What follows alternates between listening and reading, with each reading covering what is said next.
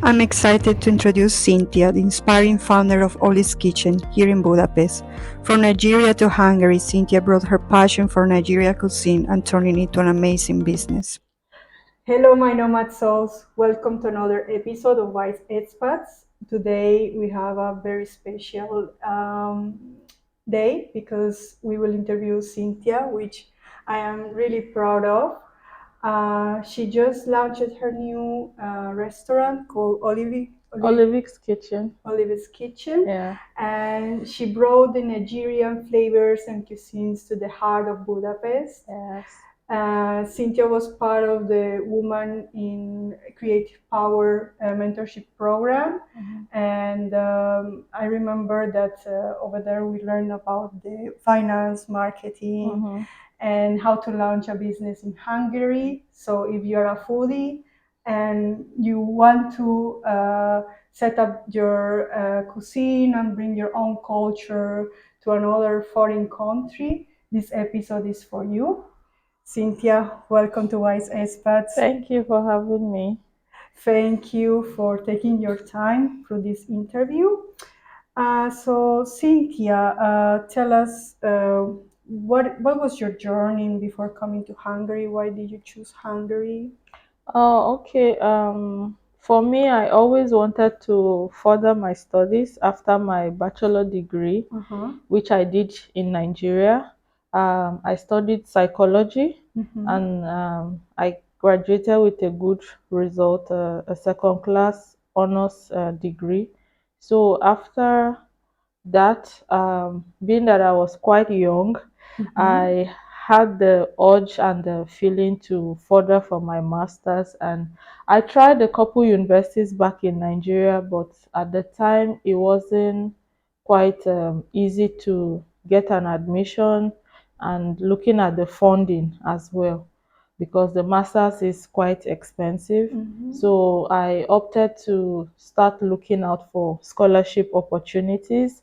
I tried a few, I applied a few, got so many rejections as it is. But thankfully, there was this opportunity that Hungary was offering, called the Scholarship for Christian Young People. And at the time, they were considering nations that had like insurgency cases, wars, and the Christians were marginalized. So Nigeria happened to be one of the countries. And then I read through it. I saw that, okay, I was qualified to apply. And then I took a leap of faith. I applied. And at the time, I just got married that same year. I wedded in March. And then the scholarship was due for September of same year. So both I and my husband, we applied, and God gave us the favor. So we got the scholarship and we came for our master's program. Okay, and how did having your own restaurant idea came into your mind? Way back in Nigeria, the idea was already bettered. While I was working in Nigeria, I saw the opportunity because food is something that people will always eat. And aside that, for me, the kitchen is my happy place.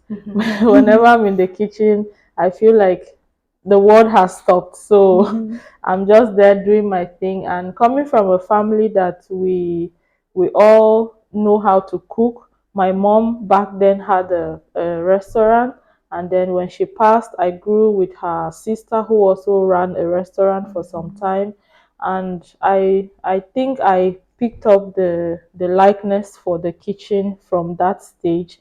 And even during my university days, I was able to use my free time to go back to training institutes. I trained for some time in Nigeria. I got certified in Nigeria.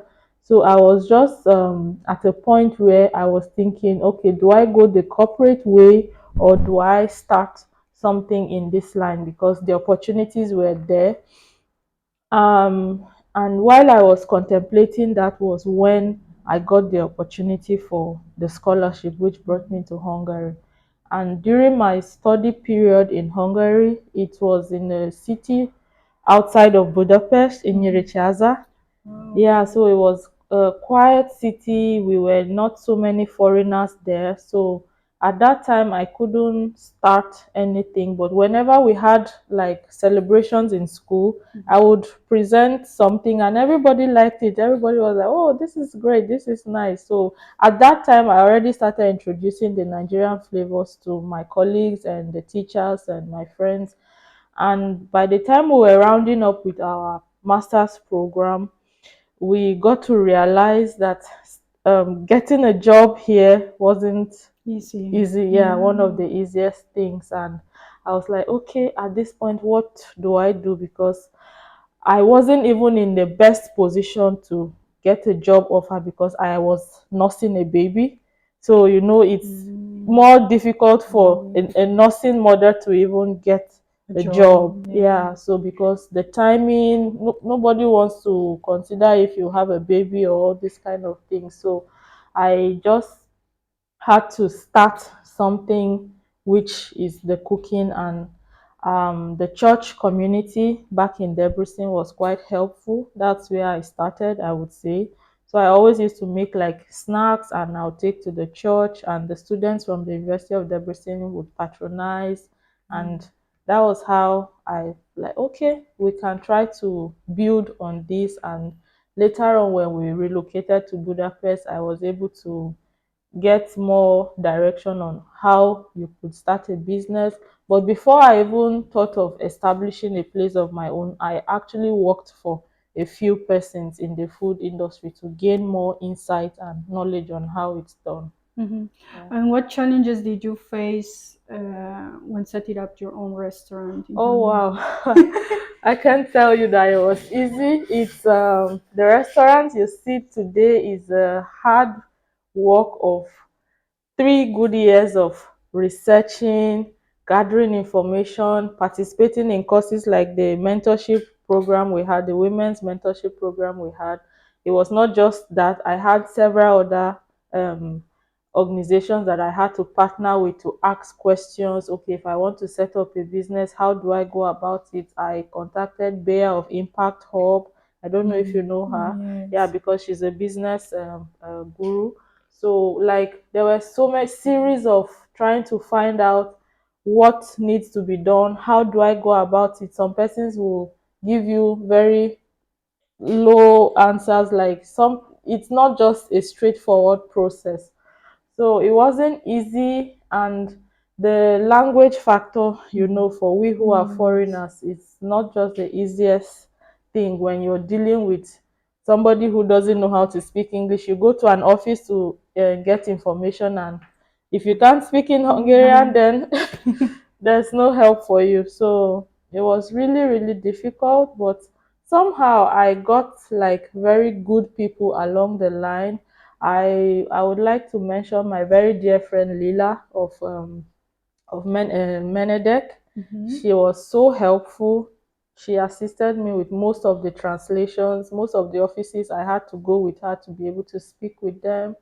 So this was how it happened. But majorly the information gathering stage was quite difficult because nobody had done it, like I would say a foreigner like me wanting to do it the right way. So it was difficult at first, but finally we were able to get everything in place. Okay, I see. So tell us about the menu at your restaurant. What type of food do you offer? For now, we just like everyone tries to introduce. You go out, you see Indian cuisine. They are proud to introduce the Indian cuisine to the population. You see Pakistan. You see like the place we are now used to be a Cuban kitchen. So if everyone is proud to present something from their origin, I should also be proud to present the Nigerian flavors, because our food is rich, our food is vibrant, we have very nice, robust taste and flavors. So now we present typical Nigerian cuisine, and our main dish, which is rice. We have the jollof rice, which is more of a West African dish, but each region prepares it in a very significant way. So I prepare the Nigerian jollof. We are big on meat, so we have meat selections, chicken, turkey, beef, and fish, and like this. So, and then we try to make the typical soups how you would have it in a restaurant in Nigeria. Okay, so I also saw on your Facebook post that you also go to events, to weddings. Yes. I've been able to cover about 4 weddings here in Hungary within the time frame I've stayed. So I've had one in Miskolc, two actually in Miskolc, one in Eger, and then the other one here in Budapest. So, and we're still receiving contacts on, oh, I got your contact, can you cater to my wedding? So we're still speaking with a couple of people to cater to their events. Okay, that's Yeah. great. So, what piece of advice could you give to somebody who wants to set up their own, let's say, restaurant or have a business in mind and they are expats and they are afraid to start?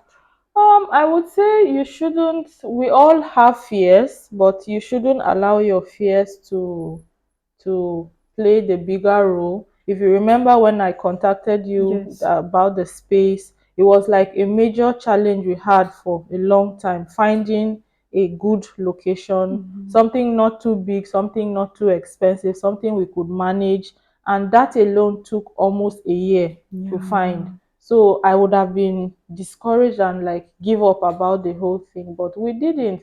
I just kept pressing and trusting that okay, something would happen positively. And in the meantime, I was just still gathering information, growing my knowledge base about how a business should be run. So it's not just something that when you think about it today, then it happens tomorrow. No, that's not how businesses happen. It can take a time, it can take a process. But in that time you're waiting, what are you doing to build the business? You should try to, if you need to take a course, then you should take a course to grow your skills. If you need to connect with people, if you need mentorship, so all of these things you should be doing while planning to set up the business. Don't just think, okay, I have the idea and then tomorrow the business. No, it won't work. Yeah, yeah, you're right. Okay, Cynthia, many thanks for joining today. Thank I'm you. very proud of you. Thank you. And if you are ever stopping in Budapest and you want to try authentic Nigerian food, don't forget to stop by Oliviks Kitchen. Yeah. And you won't be disappointed. Yeah. And if you like this video, please subscribe and share with anybody who wants to set up their own restaurant. And see you next time. Stay wise and be strong. Bye-bye. Bye.